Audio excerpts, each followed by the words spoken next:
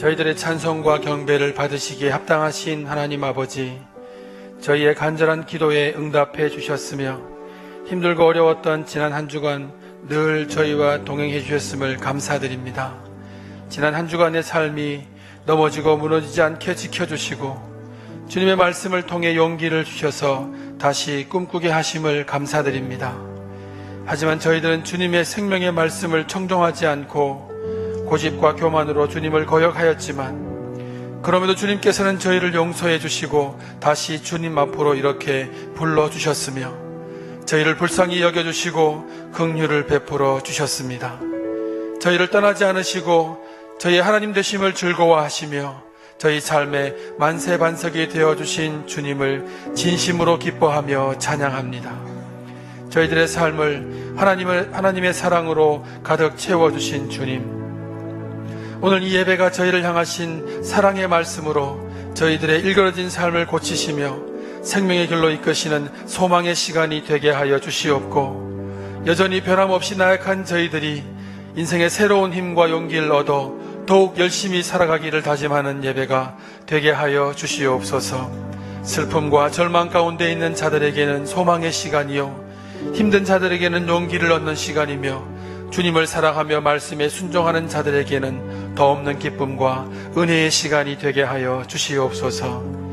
저희를 사랑하시되 끝까지 사랑하시는 하나님 아버지, 주님께서는 죄와 허물 가운데 있었던 저희들을 변함없이 사랑해 주시고 용서해 주셨지만 저희들은 그 은혜에 응답하지 못하였고 주님께로 마음을 돌이키지 않고 여전히 세상의 욕심을 자랑으로 가득한 삶을 살아왔음을 고백합니다. 세상과 욕심을 따르는 것이 주님을 따르는 것보다 더 좋아하고 즐겨했던 저희들이었습니다. 이러한 주님 없는 삶을 후회하며 이 시간 회개하오니 자비와 긍휼을 베푸시는 주님, 저희 마음의 중심에 가득한 교만과 탐심을 제거하여 주시고 저희들의 허물을 용서하여 주시옵소서. 오직 주님만으로 만족할 수 있는 믿음과 용기를 더하여 주시옵고, 욕심과 교만으로 가득한 저희 마음을 주님의 말씀으로 정결케 하여 주시옵기를 예수님의 이름으로 기도드리오며, 이제 저희의 삶을 돌아보며 주님과 저만이 아는 죄를 참회하옵니다.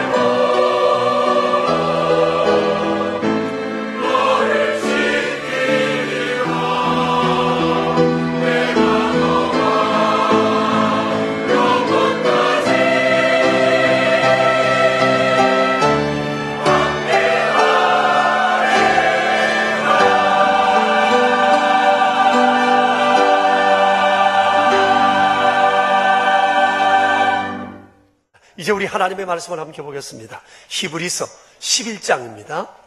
11장 23절 말씀입니다.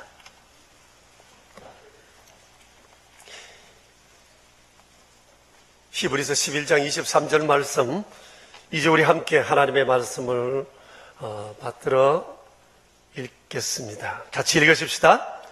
믿음으로 모세가 났을 때에 그 부모가 아름다운 아이임을 보고 석 달 동안 숨겨 왕의 명령을 무서워하지 아니하였으며. 아멘. 국제시장이라는 영화의 인기가 대단한가 봅니다. 유료 관객 수가 1300만 명이라고 하네요. 대단한 흥행임에 틀림없어요. 여러 세대가 함께 볼 수 있는 영화라서 많이들 좋아하시는 것 같습니다. 이처럼 영화가 세간의 관심을 모으면서 영화와 관련된 사건과 장소와 그리고 주변 인물들도 언론의 조명들을 많이 받는 것 같습니다. 그런데 그 가운데서도 제 마음이 아주 찡했던 사건이 하나 있었는데, 그것이 바로 흥남철수작전에 피난민을 후송하게 된 일화입니다. 그것을 보는 중에 그야말로 러브피플이었습니다. 1950년도 12월 10일 날 미 10군단이 북진을 하면서 막 쳐올라 가고 있는데 막 중공군이 인해 전술로 내려오면서 퇴각하게 되었습니다. 그 즉시 이제 모든 군수물자와 군인들을 후방으로 즉각 후송을 해야 할 일이 생겼는데, 그것이 흥남부두에서 이루어지게 되었습니다. 그래서 그것이 흥남부두 철수 작전이라고 그럽니다. 그때 전투 병력 10만 명, 그리고 전투 장비 35만 톤을 후방으로 실어 날라야 하는데 아마 보통 일이 아니었을 거라고 생각합니다. 그런데 이미 그곳에는 피난민 10만 명이 부두를 꽉 메우고 있었다고 합니다. 북쪽에서는 중공군이 인해 전술로 끊임없이 물밀듯이 내려오는데 아마 이것은 촌각을 다투는 일이었습니다. 당시 흥남철수 작전안을 세운 사람이 에드워드 폰이라고 하는 미 10군단 대령이었습니다. 그런데 그가 이 철수 작전에서 결코 소홀히 할 수 없는 것이 민간인 구조임을 지휘관에게 아주 강력하게 건의를 했다고 합니다. 무기는 새로 만들면 되지만 사람 목숨은 다시 살릴 수 없다. 그래서 그의 건의가 받아들여져서 군함 안에 실어두었던 모든 장비를 다 내리고 그곳에 15,000명의 피난민을 심고 그 제도로 오게 되었답니다. 우리 교우 중에도 한 분이 급 군함을 타고 그 제도로 왔다는 분이 계시더라고요. 이렇게 군함과 민간 선박 193척이 동원되어서 10만 명의 피난민을 그 제도로 후송하게 되었다고 합니다. 사실 군대가 전시 중에 이 전략 무기를 내버린다고 하는 것은 정말 쉽지 않은 일일 것입니다. 무기는 다시 만들면 된다고 하지만 이 무기가 태평양을 건너와서 전시 중에 우리나라에서 이 물건을 만든다는 것이 결코 쉬운 일은 아니었을 것입니다. 세계 전쟁 역사 가운데 이처럼 전세가 불리한 군대가 10만 명의 피난민과 함께 철수해서 목숨을 살린 예가 세계 역사상 없다고 그럽니다. 그래서 흥남철수 작전은 지금도 세계사에 남아있는 참 놀라운 일로 기록되어 있다고 합니다. 제가 이 시간 여러분에게 사진 한 장을 보여드리겠습니다. 혹시 지난 1월 중순에 일간신문에 난 사진인데요. 이분들이 바로 흥남부두에서 피난 온 1세대 분들의 자녀들입니다. 대부분 60대가 되었다고 그럽니다. 서울 동천교회 교인들입니다. 그런데 그 앞줄 가운데 있는 젊은이가 바로 에드워드 폰이 대령의 정손자라고 그럽니다. 그런데 이분들이 참 오랫동안 서로 교류를 하면서 지내오게 되는 이유가 있는데 1세대 부모 세대가 자녀들에게 간절히 당부했답니다. 절대 은혜를 잊지 말아야 한다. 여러분, 서울에는 동천교회가 어떻게 세워졌는가 하니, 그때 서울 함경남도 동천면에 있던 이 덕천교회 교인들이 그때 이 군함을 타고 130명이 피난을 오게 됐대요. 피난 와서 그들이 생각합니다. 통일이 되면 다시 우리 고향으로 돌아가자라고 생각한 이 사람들이 서울에 올라와서 세운 교회가 동천교회입니다. 함경남도 합수군 동천면, 이래서 아마 동천, 거기에서 교회 이름을 딴 것 같습니다. 그래서 지금도 그 교회는 피난 온 1세대와 무려 4세대까지 함께 교회를 이루고 교회를 섬기는 사람들이 상당히 많다는 얘기를 들었습니다. 저는 그날 그 기사를 보면서 무엇보다 대를 이어서 교회를 섬겨오는 그들의 모습이 너무너무 부러웠습니다. 그들은 이미 교회가 고향이 되어 있었습니다. 저들의 밝은 표정 보셨죠? 그리고 저 결집력, 공감대, 다음 세대로의 믿음의 전성, 여러분들이 어찌 부러운 일이 아닐 수 없겠습니까? 아마 교회가 이렇게 되기까지 동천교회 1세대의 수고가 굉장히 컸다는 생각을 하게 됩니다. 여러분, 교회는 목회 철학이 어떠냐에 따라서 10,000명도 100명 같을 수 있고 100명도 10,000명 같을 수가 있습니다. 우리 교회도 지향하는 것이 교회가 고향이 되는 교회입니다. 다음 세대의 신앙 전성, 이것을 우리가 매우 중요하게 생각합니다. 동천교회를 보면서 우리는 아직까지 많이 부족하다는 생각을 하게 되었습니다. 정말 우리가 이 일을 이루기 원한다면 지금 여기 있는 우리 신앙 1세대, 2세대가 노력하는 중에 이 일은 또 능히 이룰 수 있으리라고 생각합니다. 얼마 전에 우리 교우 어느 가정에서 집을 새로 샀다면서 신방 요청이 있어서 다녀온 적이 있습니다. 내 집을 갖게 됐으니까 얼마나 여러분 기쁘겠어요. 집 안에 들어가더니 이곳저곳에 인테리어를 했는데 믿음의 아주 향기가 아주 물씬 풍겨났었어요. 그 집에는 아기가 셋 있습니다. 중학교 2학년, 초등학교 6학년, 그리고 올해 5살 배기 유아팀에 있는 아기입니다. 근데 가족들이 얼마나 서로 간에 친숙한지요. 그래서 새 아이가 부모를 닮아서인지 표정들이 얼마나 밝은지 모릅니다. 아예 그 아이들의 얼굴엔 미소가 딱 찍혀져 있는 것 같습니다. 거기에 다 아이들은 학교 생활, 교회 생활, 예배 생활, 아이워십도 잘해요. 그리고 학교에서나 동네에서나 교회에서나 친구 관계도 참 좋고요. 그리고 이 세 아이가 서로 간에 얼마나 친숙한지 모릅니다. 얘기를 듣고 보는 중에 아주 탐이 났습니다. 한 번은 이 막내가 주일날 유아팀에서 예배를 드리고 밥 모임을 하는 중에 선생님이 이렇게 질문을 했답니다. 무서우면 누굴 찾나요? 그랬더니 이 아이가 언니 그랬답니다. 지금 엄마가 옆에서 아이하고 같이 예배를 드리고 있는데 교과서적인 대답은 뭐예요? 무서우면 하나님을 찾거나 엄마를 찾는데 엄마가 옆에 앉아있다가 굉장히 무안해서 혼났다고 그럽니다. 아무튼 이 세 아이가 서로 간에 그렇게 친숙하게 지낼 수가 없어요. 제가 엄마에게 물었습니다. 아이들이 어떻게 서로 간에 이렇게 친숙하고 이렇게 곱게 자랄 수 있느냐? 그랬더니 엄마 얘기가 하나님의 말씀이 아이들을 이렇게 만들었습니다. 제 잔소리 100마디보다 성경을 읽으면서 아이들이 스스로 변합니다. 우리 내외도 성경을 통독합니다. 남편은 해외 출장을 가도 그날의 성경을 반드시 읽습니다. 그리고 아이들이 성경도 읽고 아이워십도 하고 매일매일 잠언서를 한 장씩 읽어갑니다. 제가 옆에 있는 둘째에게 물었습니다. 너는 언제부터 성경을 읽었느냐? 한글을 깨치면서부터요. 근데 그 아이는 한글을 깨치기 전부터 엄마 아빠 따라 새벽기도부터 시작한 아이였어요. 요즘도 가끔 새벽기도 나오는 아이를 보곤 합니다. 아이의 얘기를 들으면서 유대인들이 생각이 났어요. 유대인들에게 왜 아이들에게 글을 가르치느냐라고 했더니 첫 번째 목적이 성경을 읽게 하기 위해서 글을 가르친대요. 이 한마디가 우리의 내리를 쾅 치지 않습니까? 가치관이 달라요. 유대인이 잘 될 수밖에 없는 이유를 알 것 같지 않습니까? 그들의 삶의 중심에 하나님이 계세요. 하나님을 사랑하세요. 성경을 사랑해요. 성경에서 말씀하신 바대로 살려고 노력함이 그들 안에 있는 겁니다. 신방을 갔다 오면서 제 마음이 아주 뿌듯하고 기뻤습니다. 나오면서 그랬습니다.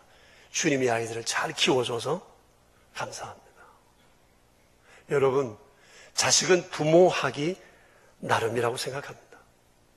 오늘 성경 말씀에 모세의 부모에 대한 얘기가 기록되어 있습니다. 아주 짧지만 모세의 부모가 아들 모세를 어떻게 양육했는지 엿볼 수 있는 매우 중요한 기록입니다. 오늘 성경에 기록된 이 내용과 비슷한 내용이 다른 두 곳에도 적혀져 있는데 하나는 출애굽기 2장, 또 하나는 사도행전 7장에 기록되어 있습니다. 하나님께서 아들을 키운 모세 부모의 양육의 모습을 성경에 몇 번씩이나 동일한 내용을 반복한다고 하는 것은 그들의 양육하는 모습이 너무너무 귀했기 때문이고 또 우리에게 귀감을 삼아 보여주고 싶은 마음이 있기 때문이라고 생각합니다. 오늘 성경을 보아도 모세 부모의 자녀 양육의 키워드가 셋이 있음을 알게 됩니다. 첫 번째 키워드입니다. 믿음입니다. 믿음으로라고 얘기를 했어요. 믿음으로. 여러분, 이 구절은 모세의 부모는 믿음으로 살았다는 말이고 믿음으로 자식을 키웠다는 얘기예요. 이거 굉장히 중요합니다.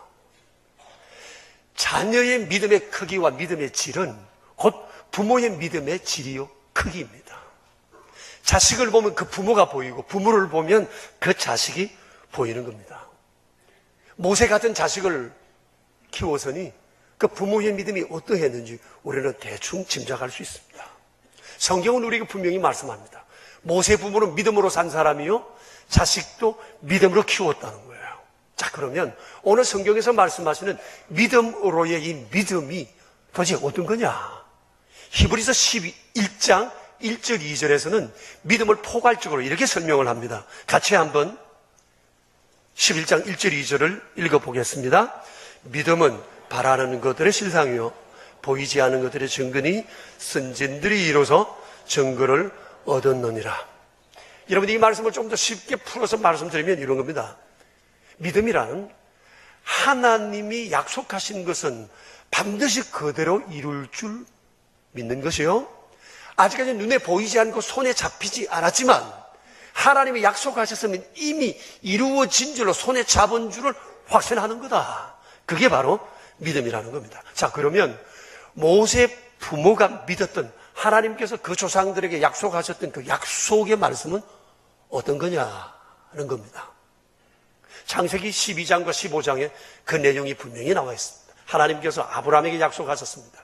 내가 너와 너의 후손을 세상 모든 사람들의 복의 근원으로 삼을 거다. 세상이 너희로 인하여 복을 받게 될 거다. 그리고 15장 13절 14절에서 이렇게 말씀하세요. 여호와께서 말씀하십니다. 아브라함에게 너는 반드시 알라. 내 자손이 이방 땅에서 객이 되어 그들을 섬기겠고 그들은 400년 동안 내 자손을 괴롭히리니 그들이 섬기는 나라를 내가 장차 징벌할지며 그 후에 내 자손이 큰 재물을 이끌고 나오리라는 말씀입니다. 민족 해방에 관한 약속의 말씀입니다. 모세 부모는 이걸 믿은 겁니다. 자, 그런데 여러분 생각해 보세요. 지금이 어느 때입니까? 조상 대대로 애굽이라는 큰 나라에 속국이고요. 그 나라에 노예로 살아오고 있는 사람들입니다. 해방은 꿈을 꿀 수가 없습니다. 그저 하루하루 연명하기도 어려워요. 먹고 사는 것도 겨우겨우 해요. 원망과 불평과 한숨이 일상이 되어버린 사람들인데 그들이 해방을 생각하는 것은 사치와도 같아요. 그런데 이 모세의 부모는 해방에 대한 약속의 말씀을 믿고 살았다고 하는 겁니다. 400년이라고 그랬습니다. 모세 부모가 생각합니다. 이제 주께서 말씀하신 때가 이제 거의 가까워 왔다고 생각하고 있는 겁니다. 물론 아직까지는 먼 80년 뒤의 일이지만 그들의 마음속에는 하나님의 그 약속의 말씀이 그들에게 믿음의 씨앗이 되었고, 그들은 이 사실을 믿으면서 오늘의 어려운 현실을 희망을 품고 살아가고 있는 것입니다. 바로 이 모세 부모의 이 믿음이 바로 민족의 해방의 불씨가 되었다고 하는 것을 우리가 잊지 말아야 합니다. 여러분, 모세 부모는 믿음으로 살았어요. 하나님이 그들의 삶의 중심이었어요. 그들은 하나님은 창조주시요 유일하신 분이시요 의로운 세상의 통치자라는 사실을 그들은 알고 있었습니다. 바로 이 믿음이 역사를 일으킨 겁니다. 여러분, 성경을 보세요. 세계 역사를 보십시오. 하나님은 믿는 사람을 통해서, 믿음의 사람을 통해서 언제나 하나님이 원하시는 일들을 진행해 오셨습니다.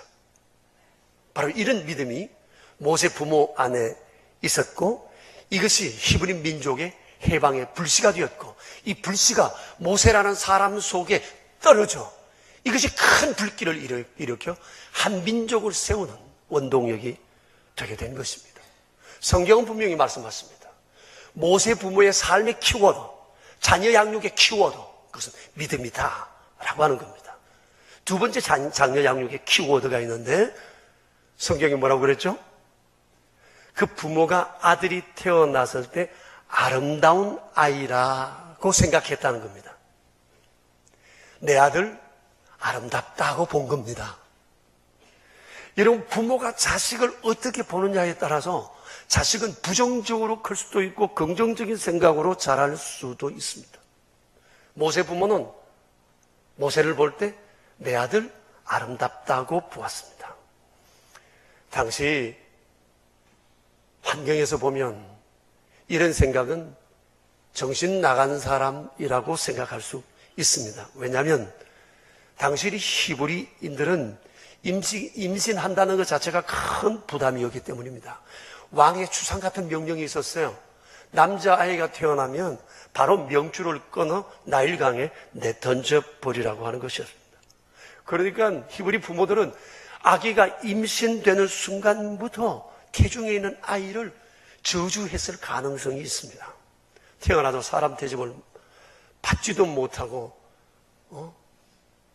살 텐데 라고 하면서 아마 낙태를 수도 없이 생각했을 것이고, 낙태를 위한 여러 방안도 시도했을 것입니다. 그러니까 그 당시 히브리 사람들에게 자식은 복덩이가 아니라 짐덩이였습니다. 특히 아들은 저주덩어리였습니다. 부모의 가슴에 못을 박는 자녀이기 때문입니다. 그런데 모세 부모는 그렇지 않았습니다.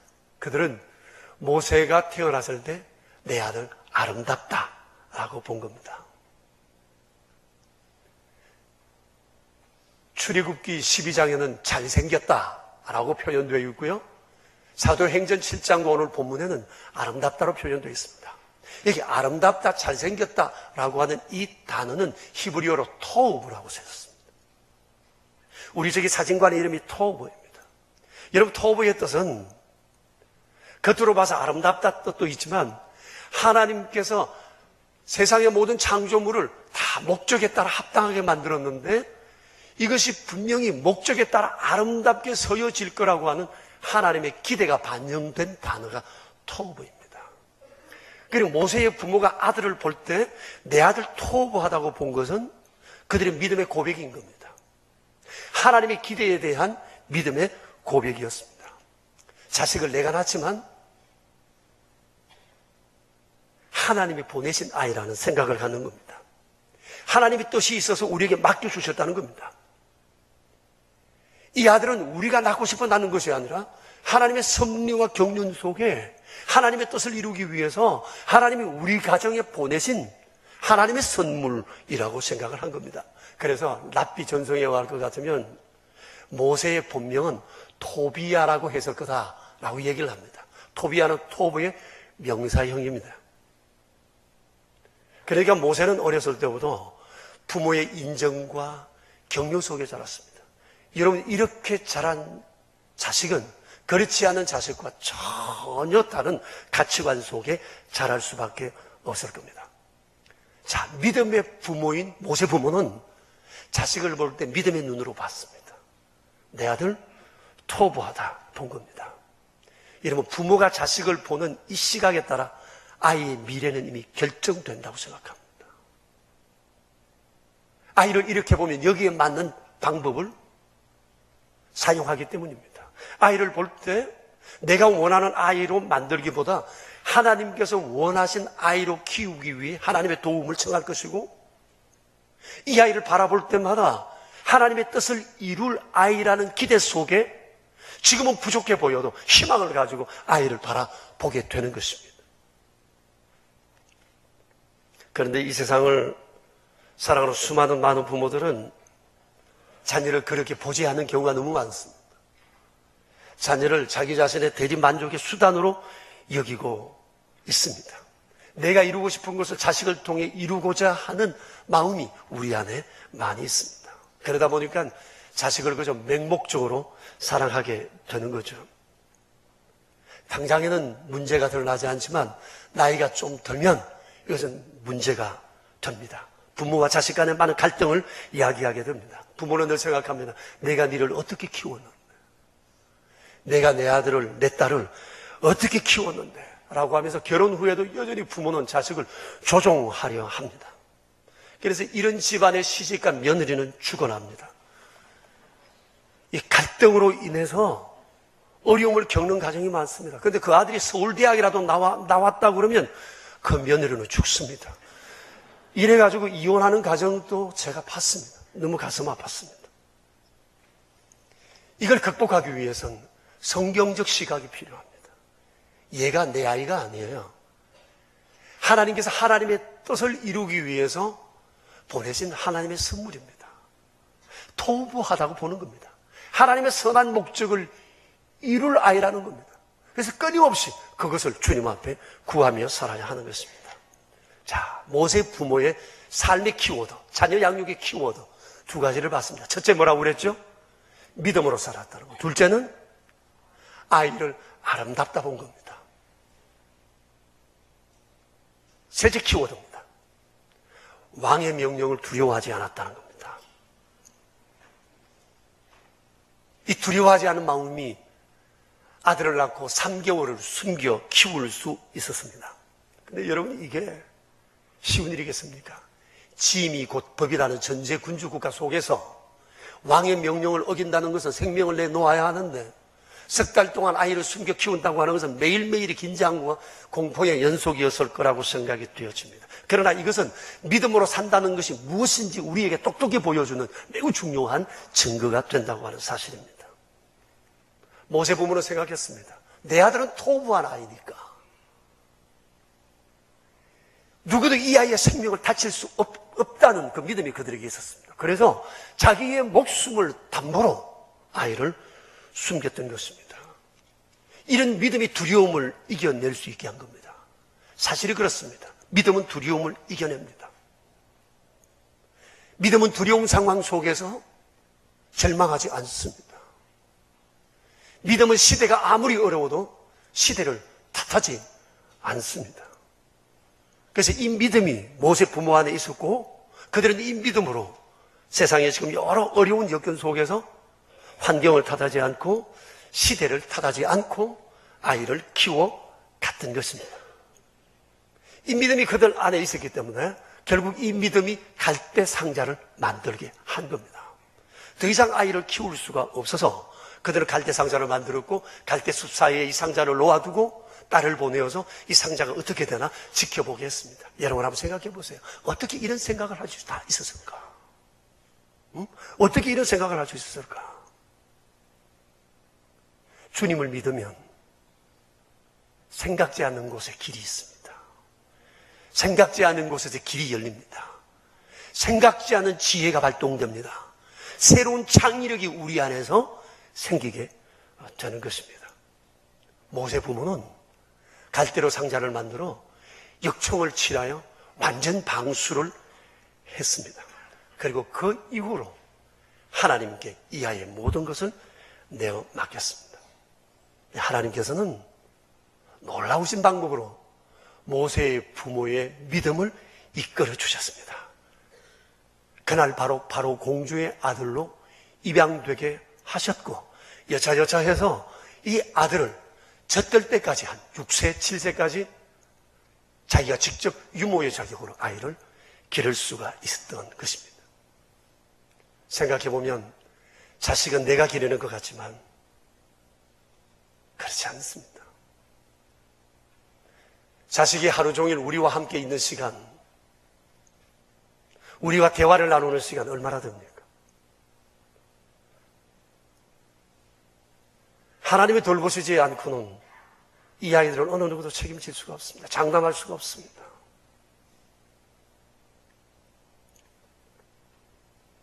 모세와 부모는 그 이후에도 아마 유모의 자격으로 아마 여러 번의 만남을 가졌을 가능성을 우리가 충분히 상상해 볼 수가 있습니다.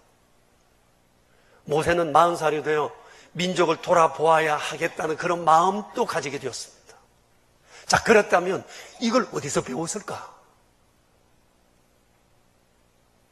어머니 무릎에서 배운 겁니다. 여러분은 모세 부모가 모세를 키우면서 모세를 만나면서 그에게 뭘 가르쳤겠어요? 모세 부모는 학교 공부도 안 했어요. 맨날 노예로 살았어요. 전공이 일입니다. 뭘 가르칠 수 있겠어요? 내가 아는 것 이상 가르칠 수가 없어요. 그들이 아는 거란 하나예요.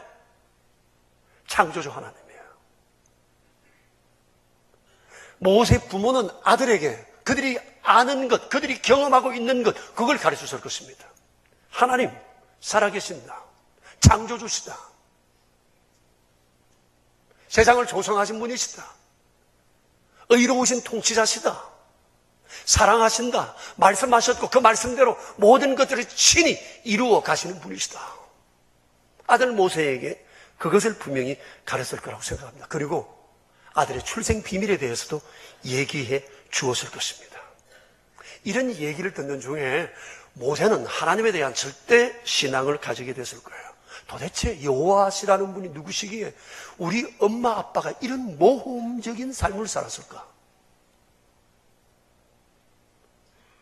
그런 중에 부모의 삶을 통해서 모세는 보았어요. 하나님이 누구신지.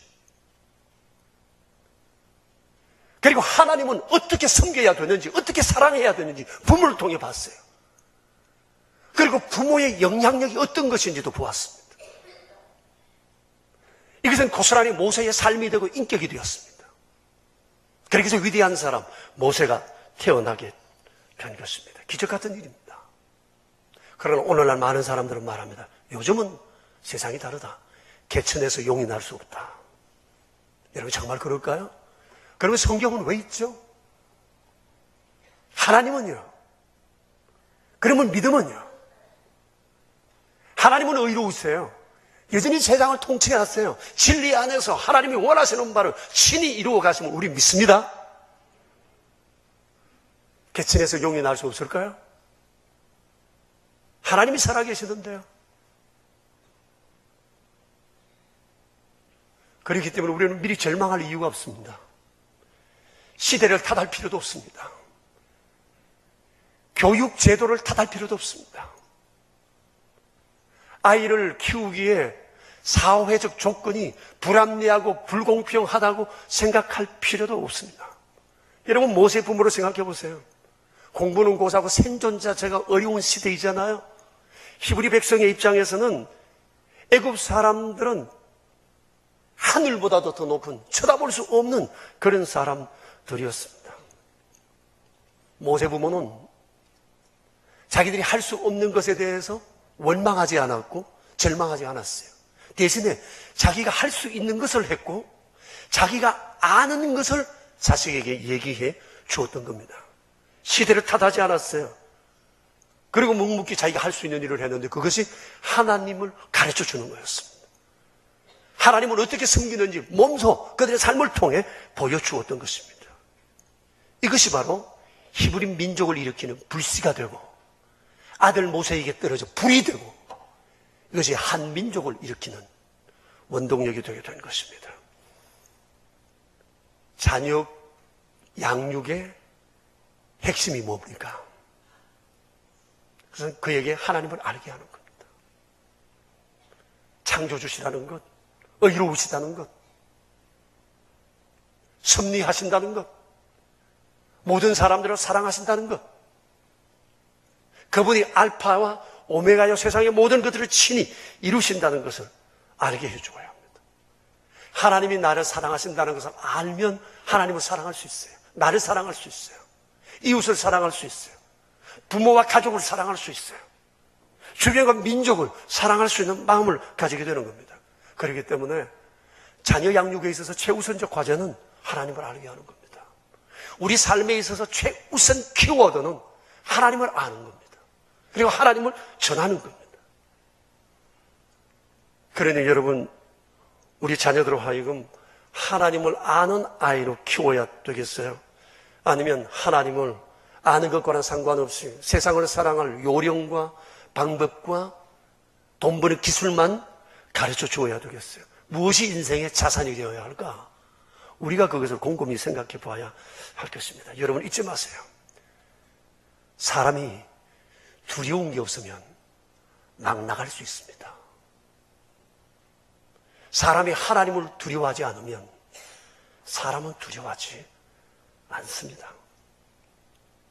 하나님에 대한 두려움이 없으면 그 사람 아주 오만방자해집니다. 지식이 그를 오만하게 만듭니다. 재물이 그를 교만하게 할 것입니다. 그렇기 때문에 우리는 우리 안에 하나님에 대한 바른 지식을 가져야 하고 우리 자녀들 마음에 하나님을 알게 해 주어야 합니다. 이것이 우리 자녀들, 우리 교회 안에 있는 다음 세대가 다른 세대가 되게 하지 않기 위해서 우리가 힘쓰고 노력해야 할 일이라고 하는 것입니다. 우리 교회는 우리의 아이들이 이렇게 자라게 하기 위해서 여러 방안들을 준비하고 있는데 그것이 바로 좀 전에 말씀드린 이 쇠마 GCL입니다. 여러분 쇠마라는 말 말씀드렸죠. 들어라 하는 뜻이에요. 들어라. 성경을 펼치면 들으라는 단어가 얼마나 많은지 몰라요. 다 쇠마예요. 쇠마. 하나님께서 가장 먼저 들려주고 싶은 얘기, 우리가 가장 먼저 들어야 할 얘기가 신명기서 6장 4절 5절에 나와 있습니다. 너희 하나님 여호와는 유일하신 하나님이시니 너희는 마음을 다하고 뜻을 다하고 성품을 다하여 주 너의 하나님을 사랑하라. 하나님은 우리가 이 말씀을 제일 먼저 듣기를 원하세요. 이 말씀을 사람들에게 먼저 들려주기를 원하세요. 우리 교회는 이 쇠마를 다양한 방법으로 아이들에게 듣게 하기 위해서 이 일을 시작하는 겁니다. 쇠마 GCL의 목적은 바로 GCL입니다. 굿크리스찬 리더가 되게 하는 겁니다. 굿크리스찬 리더가 되는 길, 좋은 학교 나오는 것이 유일한 방법 아닙니다. 세상에서 명예롭고 높은 자리에 앉는 것, 그것만이 굿크리스찬 리더의 모습은 아닙니다. 굿크리스찬 리더가 그것보다 우선적으로 갖춰야 할 것은 하나님을 아는 지식이 그 안에 풍성해야 되는 겁니다. 하나님이 어떤 분이신지에 대한 내용을 알고 그 믿음의 가치를 알고 그 믿음을 따라 살아가는 것입니다. 지금 이 세상은 성공과 번영이 지상과제처럼 되어버렸습니다. 모든 초점이 거기에 맞춰져 있습니다. 이런 세상적 가치관 속에서 성경적 가치관을 가지고 살아가도록 이끄는 것이 쇠마 GCL의 목표입니다. 여러분, 하나님이 원하시는 그리스도인, 하나님이 원하시는 교회 공동체의 모습이 어떤 것인가? 바로 쇠마 GCL의 이 내용이 하나님이 원하시는 공동체의 모습입니다. 교회가 고향이 되게 하고 모든 성도들이 가족같이 서로를 끌어주고 세워주고 함께 믿음을 전송해 가는 것. 이것이 하나님이 바라시는 그리스도인이요 교회 공동체의 모습입니다.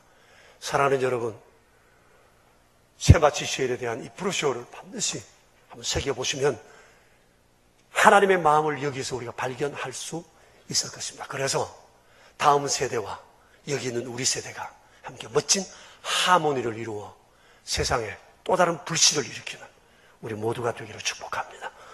우리 함께 기도하겠습니다. 여러분 한번 자신을 돌아보십시오. 어떻게 살아왔는가? 내 삶의 키워드는 뭔가? 부모는 자기 안에 있는 키워드를 그대로 자식에게 전수시켜 갈 수밖에 없습니다. 이대로 내 아이가 신앙이 전성되겠는가? 우리 교회는 정말 다음 세대에 대해서 안심할 수 있는가? 주여, 내가 쇠마 GCL의 삶을 살고 이것을 아이에게 전하는 그런 자 되게 해달라. 우리 함께 기도했으면 좋겠습니다. 합심해서 우리 함께 기도합시다. 샬롬 아버지, 여러 가지 주께서 어떠시고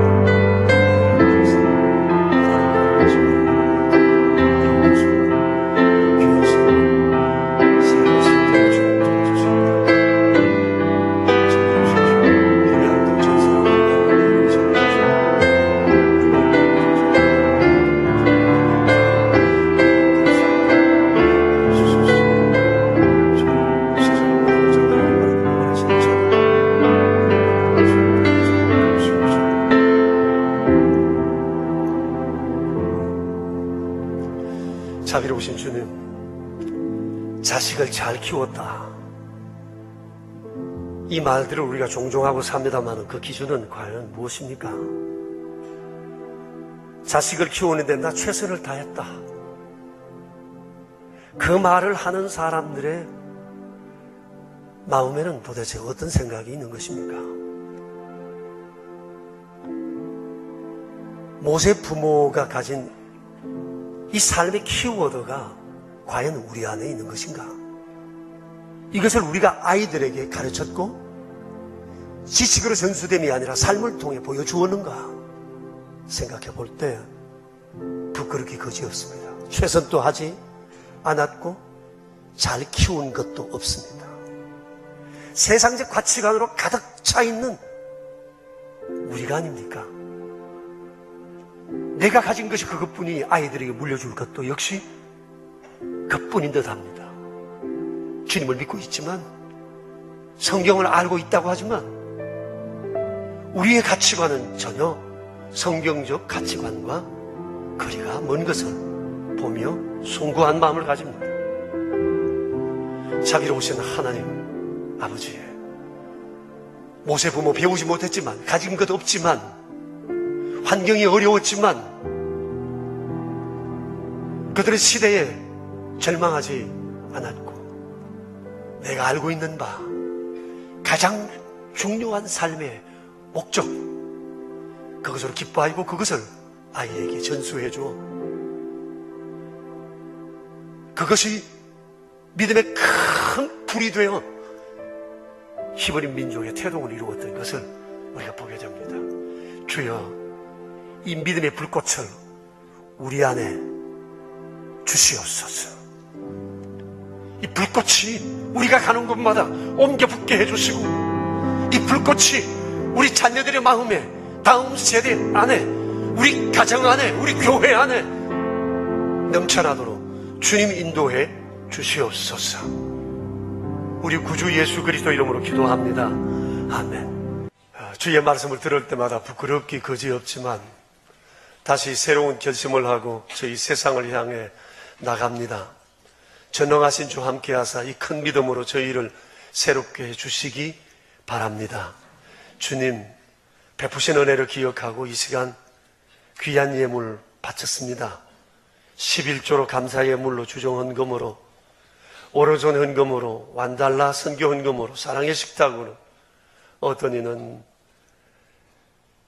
장학 헌금으로, 또 건축 헌금으로 드린 이도 있습니다. 자비로우신 주님, 손길 위에 은총을 내리시고 날마다 주님 귀히 서시는 도구로 아름답게 살아갈 수 있도록 저희의 평생을 복되게 하여 주시옵소서. 우리 구주 예수 그리스도 이름으로 기도드리오며, 이제는 길 되신 주 예수 그리스도의 은혜와 복의 근원 되신 아버지 하나님의 크신 사랑하심과 날마다 말씀으로 저희를 새롭게 해주시는 성령님의 교통하심이 모인 저희 무리들과 명설의 모든 가족들과 주님의 몸 되신 교회 위에 이제로부터 영원히 함께 계시옵기를 간절히 축원하옵나이다. 아멘.